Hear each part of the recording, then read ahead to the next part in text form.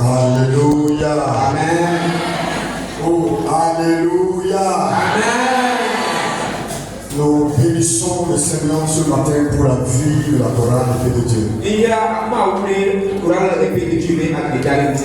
Je pourrais dire que la chorale de Dieu a conclu la prédication de ce matin. Il a résumé en sorte tout ce que le Seigneur a su son cœur, a dit à son église ce matin.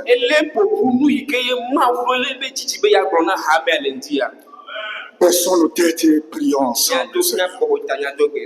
Grand Dieu, grand roi, nous te bénissons encore en ce jour.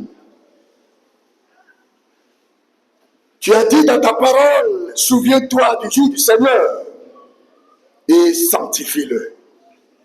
Voilà encore ton peuple ici rassemblé ce matin pour t'adorer, pour t'exprimer toute leur reconnaissance, Seigneur, pour tout ce que tu as fait durant toute la semaine.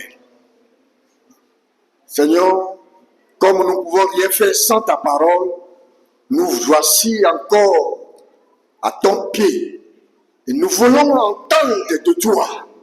Nous voulons écouter ta parole. Nous voulons que tu nous parles. Saint-Esprit, c'est le moment. Dispose nos cœurs, dispose nos entendements et que, Seigneur, nous soyons réceptifs à ta parole. Seigneur, merci parce que tu es déjà là. La gloire te revienne au nom de Jésus que nous avons prié. Que le peuple de Dieu me dise Amen. Amen. Je rends grâce au Seigneur ce matin pour cette opportunité qu'il m'a accordée. Je ne suis pas digne, mais c'est une grâce qui m'a été accordée. Et encore une fois, encore particulièrement, je remercie le Seigneur pour la vie de l'homme de Dieu. Et par qui Dieu m'a fait cette grâce.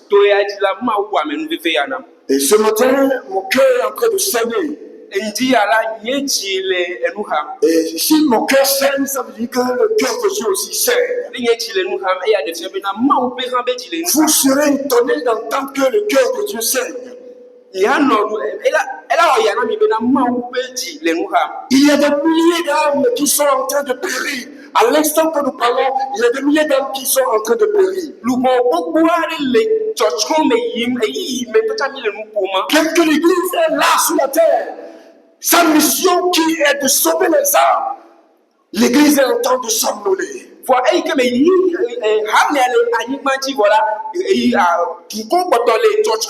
L'Église qui avait reçu la mission comme un pompier et fait taire à la flamme qui est en train de brûler le monde entier par la fuite du péché, l'Église enseigne en train de s'envoler.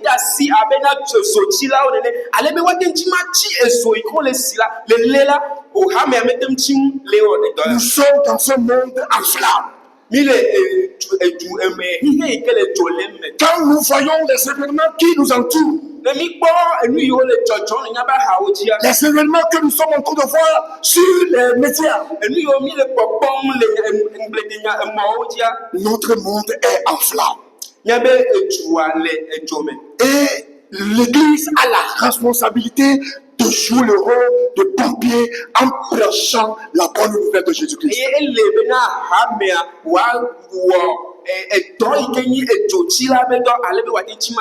Alors, cela va nous amener dans notre texte de base ce matin.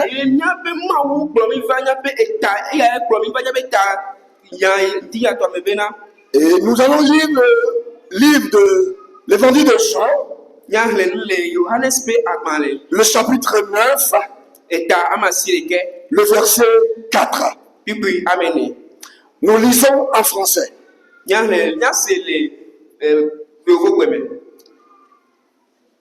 Il faut que je fasse, tandis qu'il est jour, les œuvres de celui qui m'a envoyé. La nuit vient où personne ne peut travailler. Amen. Amen.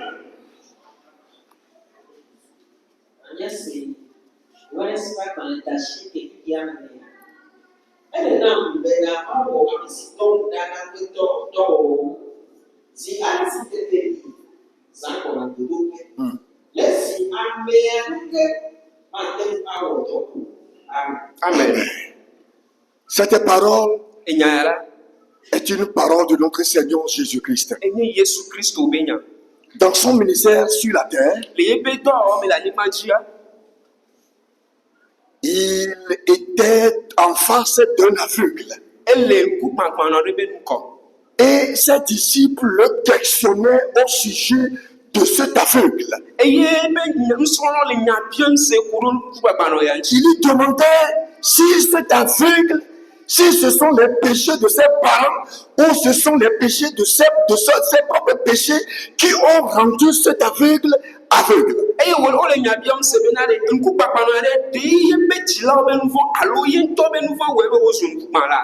Et le Seigneur pouvait leur répondre que ce n'est ni les péchés de ses parents, ce n'est ni les péchés de ses parents,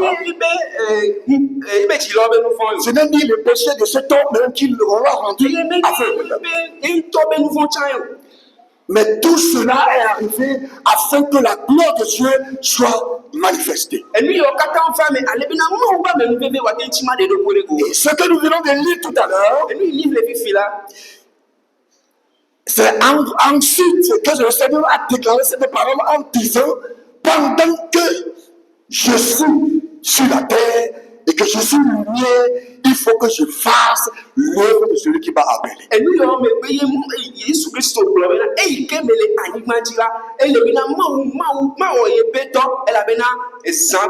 Parce qu'il fait jour. Parce qu'il est jour. Et la nuit va arriver. Personne ne peut travailler. Que faisons-nous pour racheter le temps?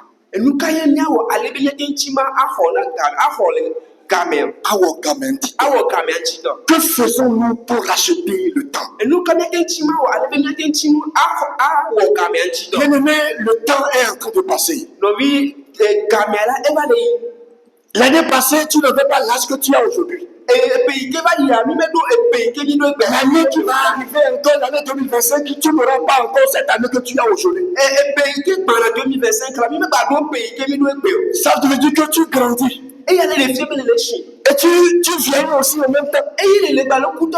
La force que tu as aujourd'hui, ce que tu peux faire aujourd'hui, si tu ne l'as pas pu faire, les années qui vont venir, tu n'auras plus les mêmes forces pour pouvoir les accomplir. La nuit est en train d'arriver. La nuit est en train d'arriver pour toi. Tu es en train de venir. Mais qu'est-ce que tu es en train de faire? Pendant que tu as la force, pendant que tu as encore la vigueur, pendant que les hommes sont en train de mourir à côté de toi, pendant que tes cousins, tes cousines, tes nièces se meurent à côté de toi, pendant que les collègues de ton service meurent à côté de toi, pendant que tes collègues au marché, tes ateliers dans les écoles sont en train de mourir à côté de toi, qu'est-ce que tu fais? Qu'est-ce que nous faisons pour racheter le temps? Bien-aimé dans le Seigneur, le maître de temps, c'est l'Éternel des armées. Il est le maître des temps. Et le temps est capital pour Dieu. C'est pourquoi Ecclésiaste dira: tout ce que ta main trouve, fais-le. Ouais. Quand les temps vont arriver, tu ne peux pas les accomplir. La nuit va arriver, tu ne pourras pas les accomplir. Si tu as la force aujourd'hui, si tu as la vigueur aujourd'hui, tu as l'opportunité aujourd'hui, tu as des occasions aujourd'hui, saisis-les. Et fais quelque chose pour le Seigneur. Sème quelque chose. Tant qu'il y a encore jour, pendant que tu es encore vivant, pendant que tu as encore la force, fais quelque chose. pour ces âmes qui meurent, ces âmes rétrogradées, ces âmes assoiffées. Ce matin, notre appel à l'adoration a interpellé les âmes. Le Seigneur les a déjà préparés. Je dis, le Seigneur les a déjà préparés. C'est pourquoi le Seigneur dira à ses disciples, vous-dites encore dans 4 mois, il y aura la moisson. Mais moi, je vous dis, levez les yeux, regardez. Les champs sont déjà mûrs. Les cœurs des hommes sont déjà préparés à la bonne nouvelle. Les gens sont assoiffés de la parole de Dieu. Il ne trouve pas des gens qui vont parler de Jésus. Vous allez me dire ce matin qu'il n'y a pas des gens qui n'ont jamais entendu parler de Jésus. Donc vous allez me dire qu'il n'y a personne dans le monde aujourd'hui, dans nos quartiers aujourd'hui, qui n'ont jamais entendu parler de Jésus. Il y en a des gens qui n'ont jamais entendu parler de Jésus. Ils sont dans nos maisons. Ils sont dans les hôtels avec nous. Ils sont dans nos marchés. Ils viennent acheter à côté de nous. Ce sont des occasions que nous allons profiter pour leur parler de Jésus. Le monde entier est en flamme. Le péché est accru. La méchanceté est accrue. La seule chose par laquelle ce monde peut être sauvé, c'est l'évangile. C'est la prédication de la croix. C'est la foi en Jésus. C'est la foi en Jésus. Mais comment ils peuvent croire en celui dont ils n'ont jamais entendu parler? S'il n'y a personne pour qui prêche cette bonne nouvelle, s'il n'y a personne qui leur révèle ce qu'ils doivent faire, ils ont leur entendement fermé. Mais ils attendent que les chrétiens les éclairent. Mais c'est en ce moment que les chrétiens dorment. C'est en ce moment que l'église dort. C'est pourquoi Paul dira, réveille-toi d'entre les morts. Nous avons somnolé, ça fait longtemps. Ça suffit. Levons-nous et baptisons l'église de Jésus-Christ. Levons-nous et embrassons le monde par l'évangile. Nous cherchons aujourd'hui la puissance des sangs de prière. Mais la puissance réside dans la prédication de la parole de Dieu. C'est lorsque les apôtres étaient sortis dans les rues, un peu partout, que le Seigneur se manifestait par des signes de miracles.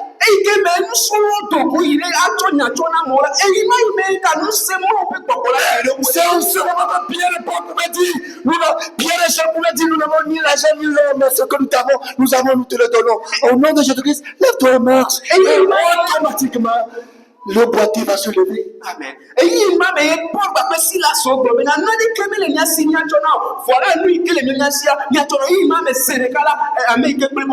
devant la mort, Pierre pouvait dire Tabitha, sors. C'est la force de la prédication. C'est la puissance de la prédication de la croix. Le Seigneur se manifeste toujours lorsqu'on prêche sa parole. La puissance n'est nulle part ailleurs si ce n'est pas la prédication de la croix. J'ai vu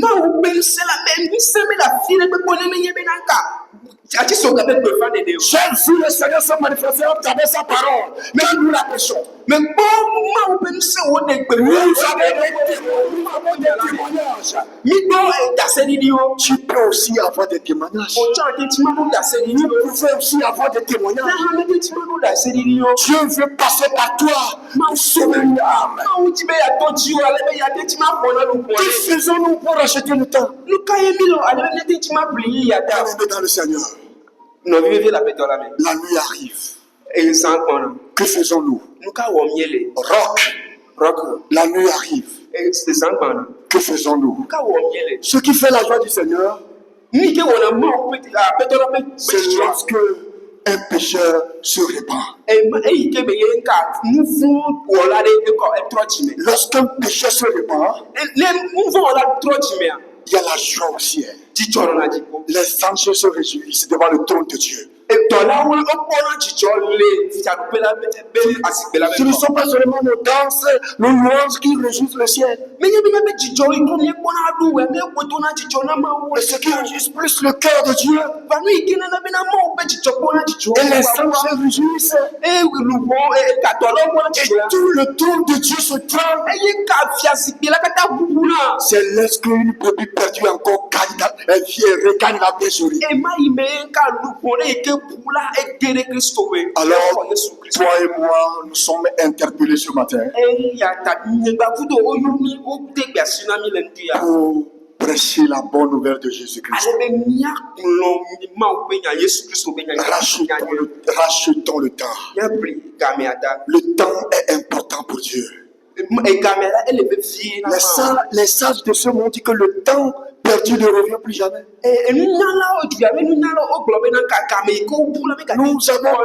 Nous avons perdu beaucoup de temps. Arrêtons maintenant.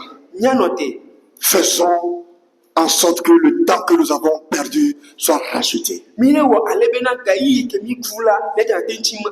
sommes en train de vieillir. Rachetons le temps. Nous sommes interpellés ce matin. Ils ont besoin du salut. Ils ont besoin qu'ils soient sauvés. Mais comment? S'ils n'ont pas cru à celui qui donne le salut, à celui qui donne la vie, qui est Jésus, s'ils n'ont pas cru en lui, comment ils peuvent avoir ce salut? Comment ils peuvent avoir cette vie?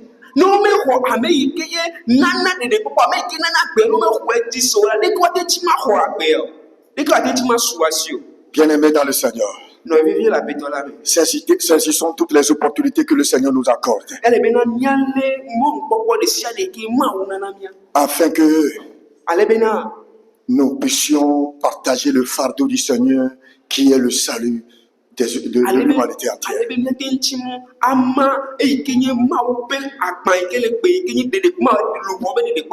Le monde nous attend. Le monde nous attend. Je dis bien, le monde nous attend. Le monde nous attend. Les âmes nous attendent. Elles ont soif. Elles sont fatiguées. Elles attendent la manifestation des enfants de Dieu par la prédication de la bonne nouvelle. Envahissons nos quartiers avec la prédication de la bonne nouvelle. Le Seigneur attend de nous. Nous allons lire 2 Corinthiens chapitre 5 verset 19 à 20. 2 Corinthiens chapitre 5 verset 19 à 20.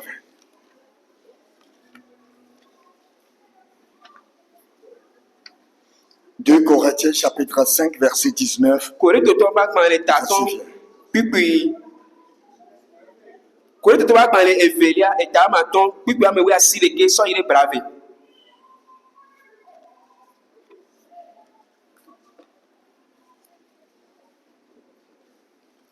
Nous lisons.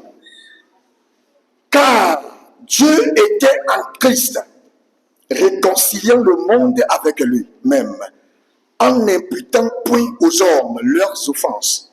Et il a mis en nous la parole de la réconciliation.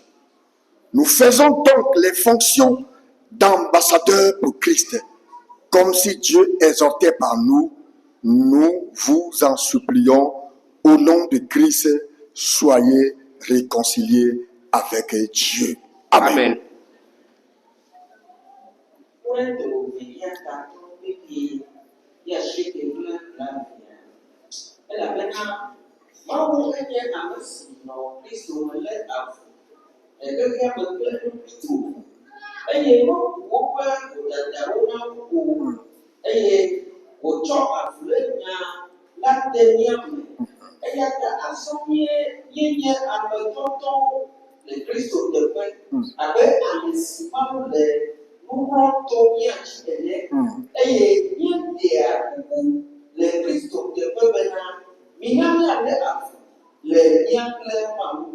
Amen. Amen.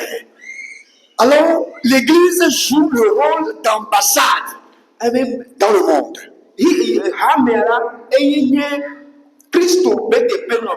Donc, l'Église représente le ciel, le royaume des cieux sur la terre. Alors, c'est à travers l'Église que les hommes vont passer pour être sauvés, pour avoir le passeport pour te rendre au ciel.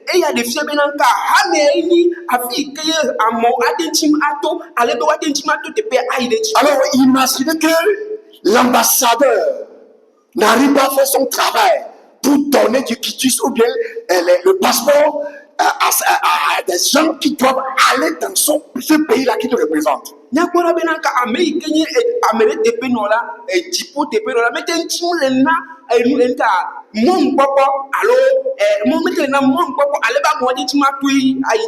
Si nous ne prêchons pas la bonne nouvelle, cela veut dire que les gens que le Seigneur a prédestinés pour aller au ciel, c'est nous qui leur donnons pas l'opportunité.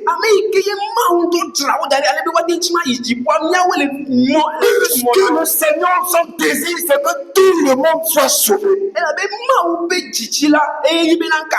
Et comme je l'ai dit, la seule chose qui peut les sauver, c'est la prédication de l'évangile. Ils doivent écouter l'alliance que Jésus a accomplie à la croix pour nous en mourant pour nos péchés. Et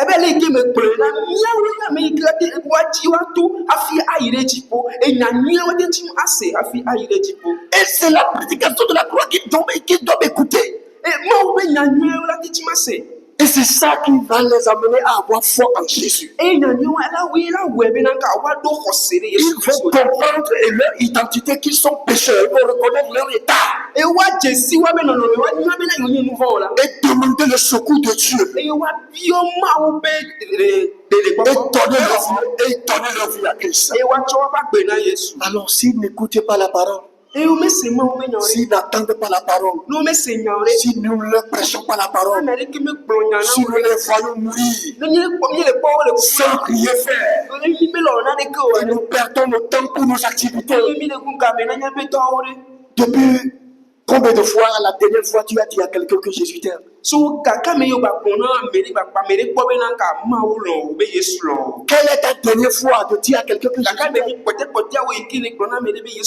Quelle est ta dernière fois de prier pour le salut d'une âme, peut-être ton père ou ta mère, ou bien un camarade, un collègue de service? Depuis quand tu as prié pour lui, quelle est ta dernière fois d'intercéder en sa faveur pour son salut? Est-ce que tu vois l'importance de son âme jusqu'au pays de prix en priant au moins pour lui?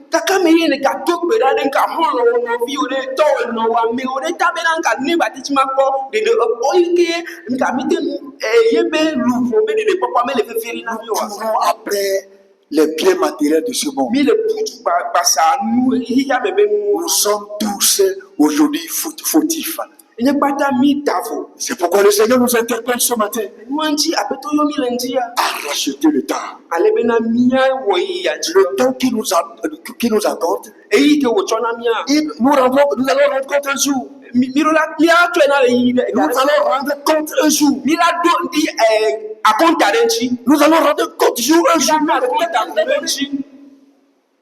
Rachetons le temps. Rachetons le temps. Que faisons-nous pour racheter le temps? Mon frère, ma soeur, que faisons-nous pour racheter le temps? On dira que les jours sont mauvais. Paul a globé dans un kékia où tu vends. Effectivement, les événements que nous vivons tous les jours révèlent, témoignent, attestent que les jours sont vraiment mauvais. Lui, on me met les noirs, on les défiant, les bleus, les têtes de l'Égypte, et il y a où tu vends. À la recherche de l'argent, les gens sont prêts à sacrifier leur propre vie. Et leurs parents, leurs enfants,